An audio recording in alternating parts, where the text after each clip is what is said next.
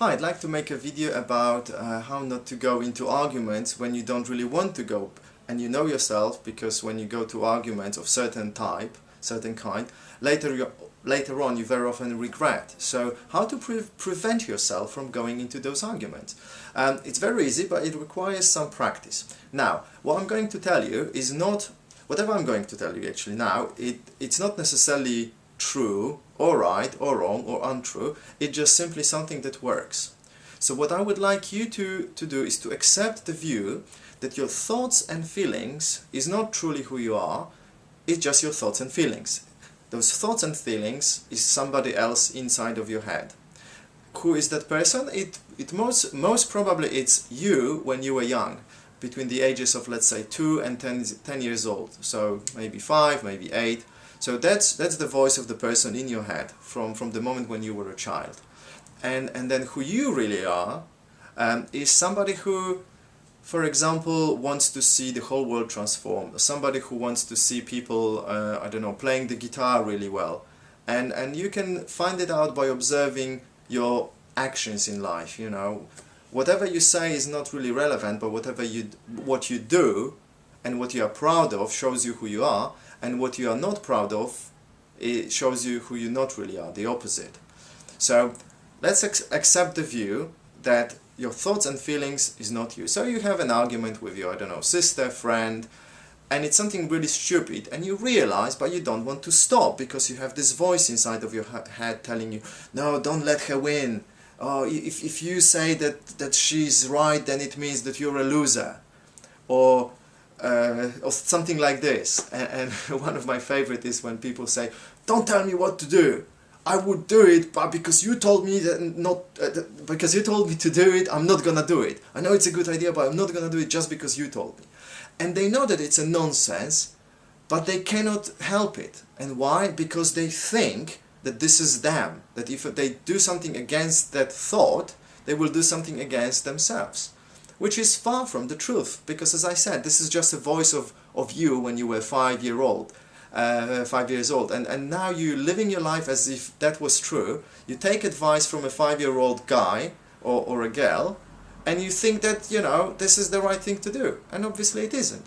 So what do you need to do? Simply realize that those voices inside of your head, it's not you. Look at your life and see, who are you really?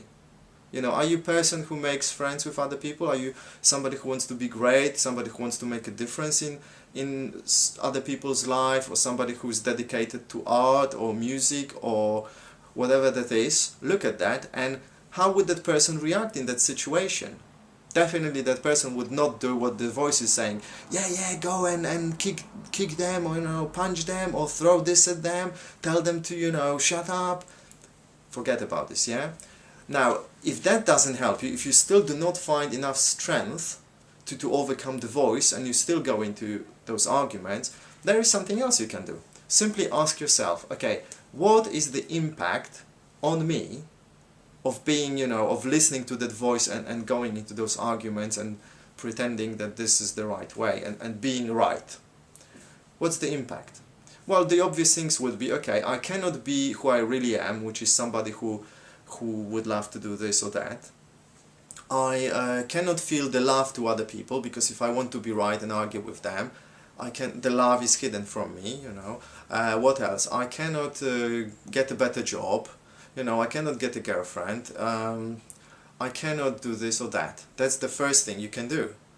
Realize the cost. Second thing, what's the impact on other people when I behave like this? Again, for them, they do not see me as somebody who is really big, great, somebody who is worthy of loving. They see me as an idiot. What is another impact on them? Well, they feel really bad, and that stops them from being who they want to be, because they also go into that argument with somebody, you know.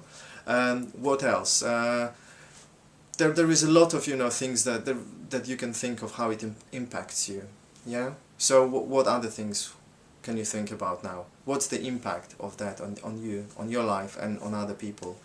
Yeah, people don't see you as somebody who's really an intelligent person, maybe, is not somebody who is worth to do business with, to invite to party, somebody who to, I don't know, take for a trip. Yeah, so that's the impact on you. And if that doesn't help you, you know, don't worry. What you need to do, you need to remember that there's nothing wrong. You know, if you decide to go into argument with somebody over somebody really stupid, and you are being right, although you know that this is completely stupid, like, don't tell me what to do, I know better, and I know I'm not gonna do it because you said that, because you told me to do it. You know, if you cannot cope with that, you know, that's okay, because there's nothing wrong with it. There are just consequences. Yeah, there's a cause, there's an impact that I mentioned to you, and you can think of other ways how it impacts you, and that's it. And there's nothing wrong. So you can, you know, have that argument with other people till the end of your life. It's fine, you will survive. But there is an impact, there is a cost. And just ask yourself, do I really want to pay the price for being right, for listening to that voice in my head, blah, blah, blah, blah, blah, blah, blah. Do I really want to pay the price? Or will I just be really who I am and start, you know, looking at the world from the perspective of love? So I'm gonna leave you with the thought, and I'll see you in the next video. Bye.